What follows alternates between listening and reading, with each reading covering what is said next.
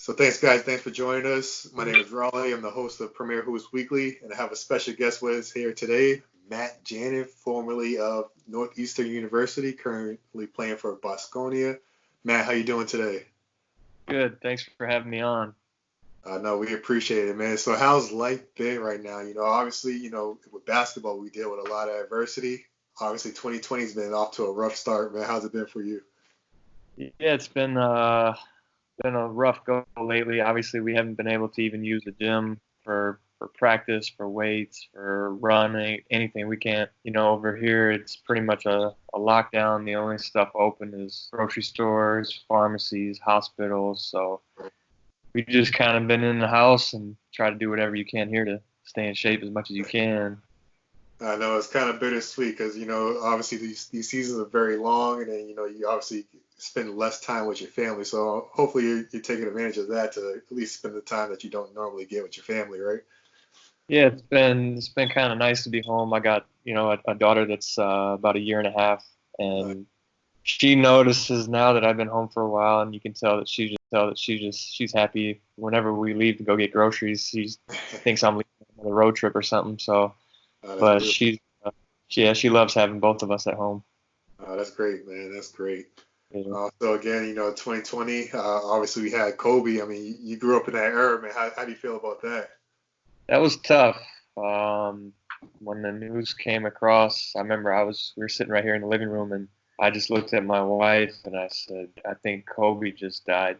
And it was one of those moments where you have like certain number of people that you kind of looked up to in your life that you just feel like they're they're invincible, like they're never gonna die. Nothing bad will ever happen to Kobe. Right. MJ's same, that same, whatever you want to call it, the same position, I guess. But Kobe, the news about him it was tough to take. Devastated, man. I know. I think the whole basketball community as a whole, we all just felt that weight. Just, tough pill to swallow right there. Obviously, because Kobe, again, 20 years in, like you just said, he felt almost invincible. Just all the things that he's been through in life, and you could all relate to it. And we watched him grow, and it's just like, man, just it just brings it home. One of our idols growing up as athletes, just gone so quick and so fast, but again, we just keep playing for him, We just Yeah, keep that Mamba mentality going. all you can do now is try to, you know, show the young kids his highlights and what he was about. So just hmm keep his legend going. I got you, man. I got you. So let's keep your legend going, man. Tell us about yourself. You're from Minnesota? Yeah, so I grew up small town Minnesota. Played ball since I was probably 3 or 4 years old. Just basketball was always number one. I played a lot of sports, but basketball was always number one for me. And then slowly made my way out to Boston. Went to Northeastern. Played for Bill Cohen. He's still there. Had a good college career, and that brought me over to Europe. Man, Now, let's 10 years. let's hold let's hold off. You said a good college career, like it was something simple, man. Fourth all-time leading scorer. I mean, you're just a walking bucket. That's what it sounds like. I mean, I had a great career. I'll say that it was a good. We had some good teams. We had a lot of good players. My class, we had some good guys. Manny Adako, Chase Allen was a year later than us.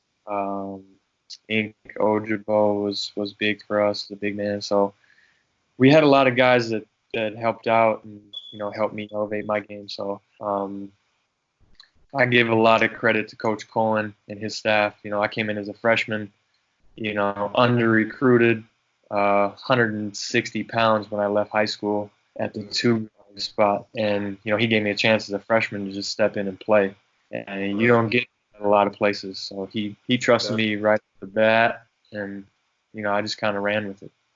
No, I mean, like you said, man, that shine or that opportunity is very limited, man. A lot of young guys really don't understand that, and obviously you got your time, and you made the best of it. And kudos to you, man. You put that work in.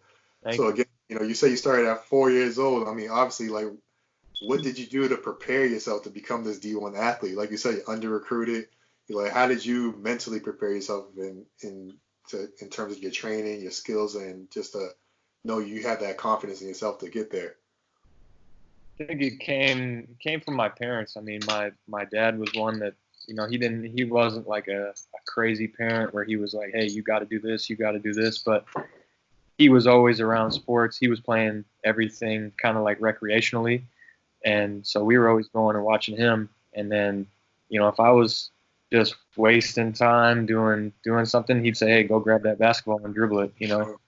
Little things to just keep me occupied, but at the same time build up that love for the game. And hey, he showed me, okay, let's go watch MJ. The Bulls are playing.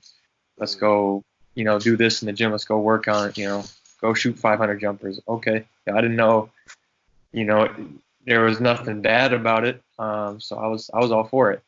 And then you slowly build that love for the game. And then I think also playing a number of other sports and being, a good kind of all-around athlete helped build confidence in everything that I was doing. So that just kind of portrayed on the basketball when I chose that was going to be my number one sport. Everything just kind of came, full circle there.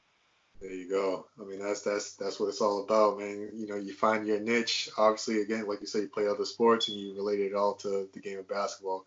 I mean, it's definitely understandable right there. So also, being at Northeastern, obviously Boston's a big, tough sports town. Where do you rank Boston as one of the cities that you played in so far? Man, I always say, I love home. I love Minnesota. Minneapolis is great. I only got to live down there for like a year. That was a couple years ago. But when I moved out to Boston, it was like my life changed. I fell in love with the city immediately. I'm a baseball guy, so when I came on my visit, the first thing I asked Coach Cohen was, can we go over to Fenway Park? Yeah, definitely right down the street from me. Yeah. We got over there. We didn't go see a game. I don't think they were in town that night, but we walked around. It just like the whole atmosphere. Garden. The Bruins were good. The Patriots were good when I was in school. It's like that town is just built for sports. Definitely, man. Definitely. There's a lot of energy that flows through there. So, that you kind of, the success is kind of expected, so it makes you raise your bar and elevate your game just to try to stay par with everybody else, right? Yeah, everybody on our team had to do something, elevate, like you said, elevate your game just to be kind of relevant around there, because college sports definitely comes second after all the pro sports. Yeah, understandable, man. So even right now, you're playing in some great leagues. You're playing in the Spanish league right now. You played in Turkey, Israel, Russia. How do you feel that the style of play is between each of those leagues? I mean, once you get to Europe, things are pretty similar. No matter where you go, you can definitely tell there's a little bit difference between like Spain and maybe Russia. But now things are kind of evening out. I think the difference really matters in like where your coach is from and kind of what era the coach is from. Is he a little bit older? Does he have that old school mentality? Is he a little bit more modern? Does he let guys play and run, get out in transition? So you see a lot in Spain. The Spanish coaches they're real offensive minded. They'll preach defense, but most of like the native Spanish coaches, they're offense minded. So they're looking, X's and O's, push the ball, a lot of transition sets. And then you go back, like my coach right now is Montenegrin. So he's ex-Yugoslavian. When he was growing up, it was all one country. And they're more like, you got to work hard. We grind it out. We have long practices, do that kind of stuff. And then it translates to the game. We're more of like a 5-on-5, a half-court team. If we can get transition, we'll go. But half court, you get over to Israel, and it's like fast-paced. They're trying to score.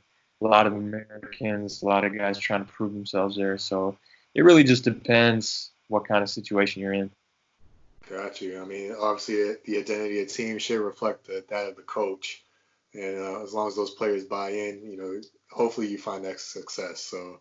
But again, you bounce around those different leagues, you still got to adapt and, again, be that good overall player, all-around player to, be effective on that team. So now that you're playing in the ACB, you also competing in the Euro League. How do you feel that you fulfilled your dreams as being a professional athlete? That's a that's a tough one, because as a kid we all dream of playing in the NBA. So Mhm. get it from the States, that was I didn't know anything about playing in Europe. Even when I was in college, I saw a couple older teammates they left and they was going overseas, but I didn't really understand what overseas was, Right, to do, what the competition level was, how much you could make, all those things that go into it. And I got my chance with the Suns. Didn't work out. Came over here the next year, and been here. I think this is my ninth year overseas. So yep, now I've kind of learned a lot, and I've been through it. And this, playing against these guys in the EuroLeague and the ACB, there's you know 6, 7, maybe more guys on each roster of EuroLeague teams that could easily play in the NBA.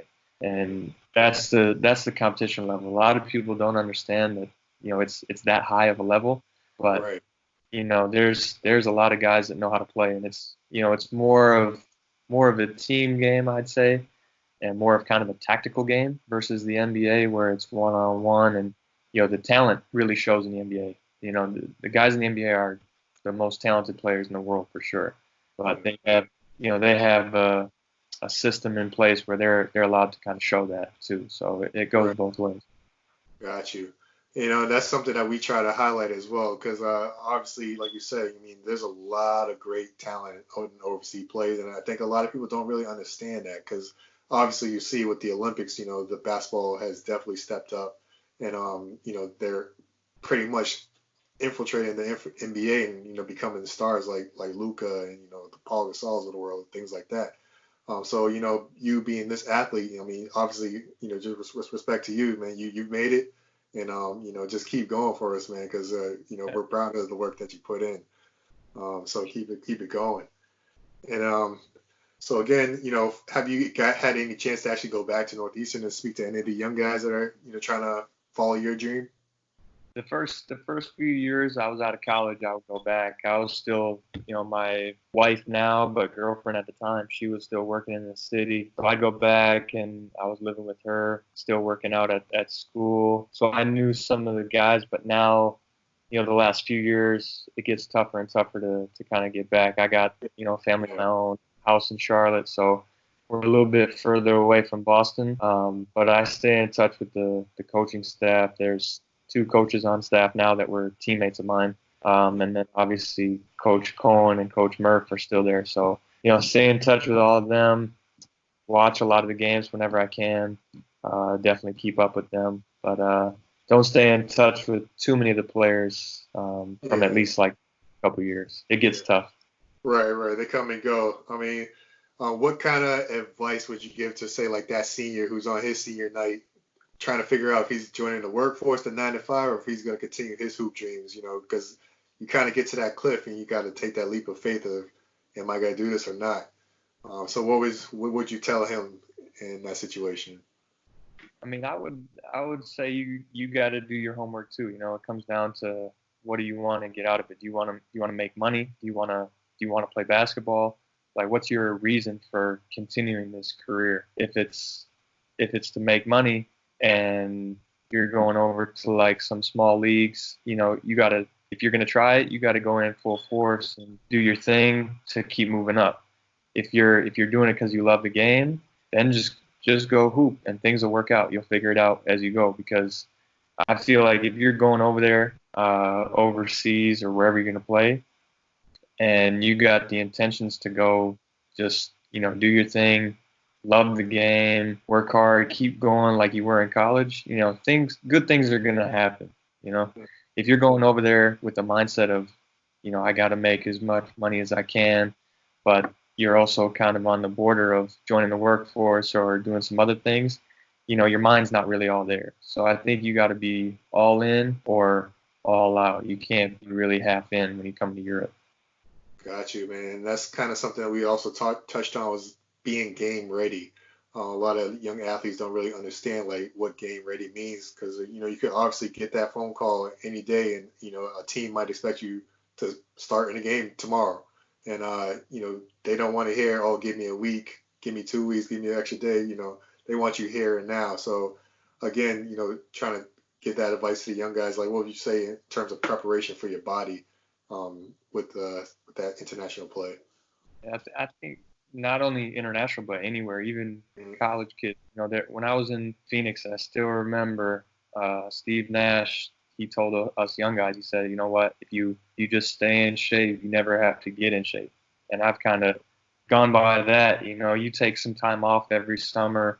You take a little vacation, but don't let your body get out of shape. It's hard to stay in game shape if you're not playing 5-on-5 and doing normal practice, but there's definitely ways you can you know, lessen that punch of a preseason or, two a days or jumping right into a game. Like you said, if you stay in shape, the basketball part is going to take care of itself. You know how to play, you know how to make shots, you know how to play D, do whatever you do. But if you're not in shape, come that third quarter, fourth quarter, you're not ready. And nobody Right. wants to. Got you, man. Got you. Appreciate that insight. So going back to this break and play, have you been able to work on any other projects outside of basketball? I mean, really just family time. I mean, that's been that's been kind of the one thing that I wanted to kind of watch my daughter grow, and she's not going to school right now either, so we're trying to teach her things, colors, numbers, words. So we're staying pretty busy with her, and my wife's actually due to have another baby, so Oh wow. yeah, we're busy. We're busy over here. One, getting ready for two, and not a lot of other projects. Some stuff going on back in the States, but nothing too crazy for me. Got you. Got you. Okay. I mean, obviously you're still well into your career, so I mean, again, going back to that Kobe, he was in that phase two mode, trying to win the Oscars and taking care like yourself, taking care of his family. Obviously, you're not there yet, but sooner or later, you're gonna be thinking about that phase two for yourself. You have any ideas of like any kind of hobbies or interests that you might want to take on? I mean, post basketball, I'd like to get into some coaching. I don't really know what level, whether it's pro or college or even high school. Um, but I think playing over here and being kind of a constant student of the game and always watching, other games, whether it's pro or college, I feel like I got a good feel of, you know, what things might be able to work and how to go about them. So I think coaching is something that definitely interests me. Um, Uh, but as far as hobbies and stuff, I plan on playing a lot of golf. there you go. Uh, just relaxing with the family when I'm done. So we got plenty of time to figure out the other stuff. Hey, that's a tough sport yourself. Do you play now or is Yeah, something I pick up we night? we play a lot. My wife actually started playing too, so we play together. And now with the kids, it gets tougher, but we definitely enjoy getting out and playing a few rounds. No, that's great, man. Because honestly, I can't even get the ball to go straight when I play golf, man. So I might need your help with that. We, But okay, so also getting back to say like this whole coronavirus pause. Obviously, Spain, they're dealing with a lot of issues themselves. Same here in the United States. Um, how do you feel like the country's doing, and along with the community itself, just trying to get back to life as we know it? Obviously, it's a lot of unknown. But is there any, um, I guess, info on when the league might come back into play, or just things start to settle down? yeah, it's a tough call. I can't really say too much as far as like the leagues coming back. I know, we got a few messages today. The EuroLeague really wants to try to find a solution and continue. So I think they're gonna kind of try to wait it out. The ACB, I imagine, is in the same boat. If things in Spain clear up, I think ACB is a little bit more easier to continue just because the travel's a lot less. EuroLeague's got 10 or 11 different countries involved, so it's a little bit more difficult. But as far as getting back to that the daily routine, it's tough to say because the situation here in Spain, it seems like it's even getting worse kind of day by day. They say we're 6-7 days behind Italy, so you can expect it to get a little bit worse even now.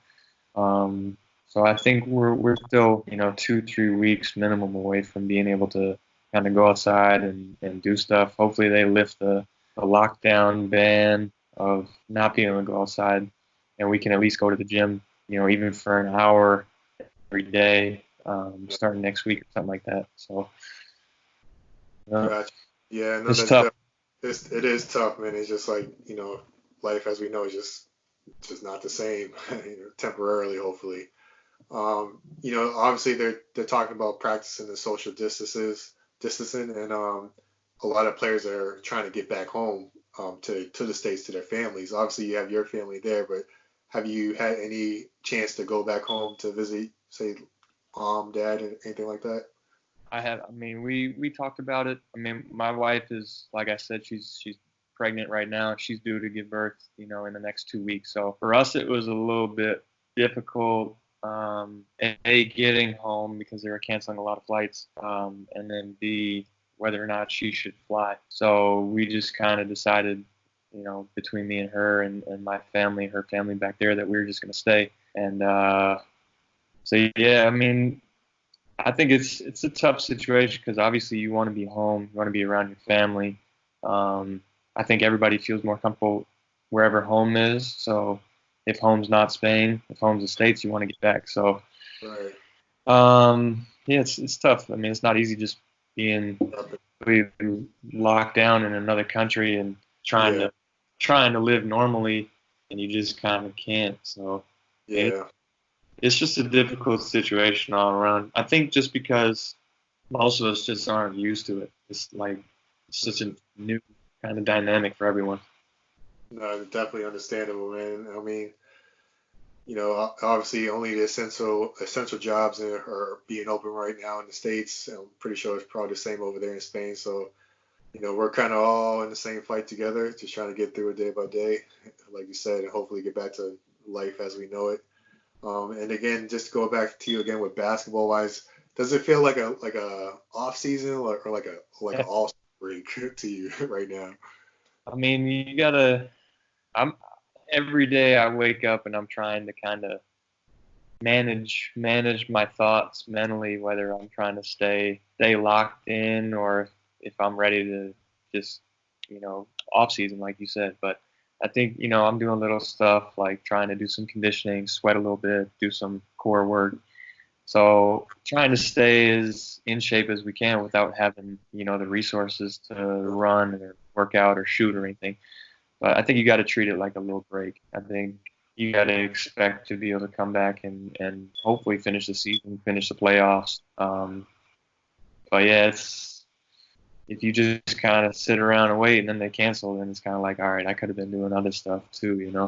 Right, right. Yeah, again, it's just a tough situation. But it looks like you're probably in there doing those Instagram workouts and Instagram challenges and things like that. P90X. Trying, man, trying to find stuff. Got to find new stuff to keep busy. Got you. And I see some of the NBA guys doing a little sock 3-point shootouts and things like that. So, doing whatever you can to stay loose. Yeah. So again, obviously, say the officials all say, they had the situation under control. Do you think the players, like yourself, would be ready to jump right back into play, right back where you left off, or you think that they might come up with some kind of plan to, you know, maybe go right into playoffs, or cut the rest of the season, regular season games, or what do you hope happens? I mean, I hope we can finish the year. Doesn't matter to me whether we play the regular season or just jump to the playoffs. I'm okay with both. But what do I think will happen? I think it depends when stuff gets cleared up. Because if it takes if it's next week or 10 days, I think they can finish some of the regular season games too. If it takes another 2-3 weeks, then you're starting to push back into April, mid-April before you can start. The hardest part is going to be they're going to pick a day and they're going to want to start playing games almost immediately just to fit stuff in. And for us, we haven't done anything on the court in now over a week. So you're looking at guys coming in out of shape probably. haven't played, so the basketball's not going to be great. Yeah. And this is the time of year when we had just won I think 4 or 5 games in a row. We were just Right. crawling into the EuroLeague playoff race, and we were in the playoffs in Spain. So for us, we were kind of just catching our groove a little bit and playing better. This is the time of year when you kind of catch your rhythm and all that. So it's going to be hard to come back and just expect basketball to be played the same way. Yeah. March Madness is called that for a reason. That's because it's kind of the best basketball. Whether you're in college and in the March Madness or if you're playing somewhere else, it's usually the time of year when teams are playing their best ball. So Exactly. it's gonna be hard and kind of have to build back up for that. No, definitely understandable. Like you said, March Madness is March Madness, man. And not having the madness, or at least on the court, is just Even mind-boggling right now. off the court, I mean, that's one of the funnest things for me is being over here. I don't watch a lot of college hoops during the year. I watch Mm. what I can, but the tournament's the tournament. You got to watch most of the games there. Right. So yeah, Right. that's the part that I get fired up for. Now we don't have it, so it's just Yeah. tough. Yeah. It's a void, right? So again, let's toot your horn a little bit. So tell me about what was probably the best game you've had in your 9 pro years as a professional. Best game I've had, I'd probably say playoffs, EuroLeague playoffs. When I was with Anadolu Efes, we played Real Madrid in I guess you say the quarterfinals.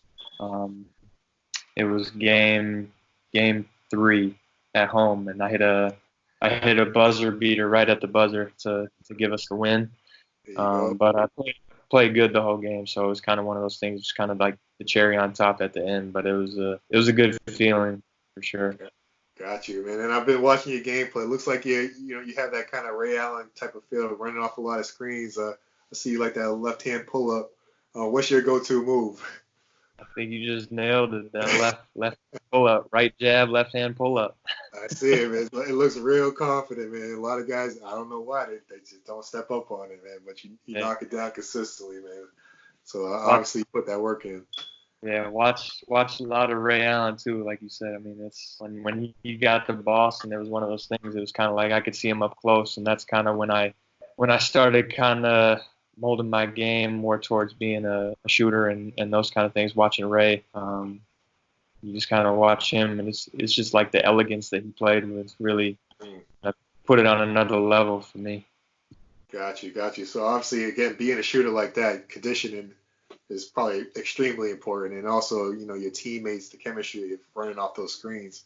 Um, for a young athlete trying to be a shooter in a professional level, like what kind of tips and tricks can you share with them in terms of being a great shooter? I think you gotta be in shape. You gotta be able to run around. My dad used to tell me, other teams are gonna put their best defender on you. Most of these guys, they're not gonna be in the same type of shape that you are, if you're in shape. So he used to always tell me, take him for a run. So on offense, I just didn't stop moving. Whether it was running baseline to baseline, playing a pick and roll up top, just keep moving. Guys would get tired, second, third, fourth quarter, all of a sudden, I'm still hitting shots, and these guys are, sucking wind over on the sideline. So Oh, you got to be in shape. Second biggest thing as a shooter is you got to learn how to use screens. You got to be able to set up your man and use a screen. Because if you know how to do that, all you need is a little bit of space. If you're a good enough shooter, you can get that shot off. That's enough. And somebody can be right there, but if that shot's already up in the air, it's over. there you go, man. Hand down, man down. Well, Matt, I mean, again, Matt, I appreciate you with your time. I mean, that's all I got for you right now. Hopefully, this whole coronavirus, kind of decides to, take a rest and take a break and, get out of our way so we can get back to life, man. Obviously, it's a very serious situation, but, we want to, try to get back to our basketball minds, get back to this March Madness like what we're used to. Yeah. But again, man, thank you for your time and sharing your insight, and hopefully we'll stay in touch and talk to you soon. All right, man. I appreciate you guys having me on. Stay safe out there, and thank you. Thank you too, and good luck with the new additions to the family, man. All right, thank you. We appreciate it. All right, man. Have a good evening. See you.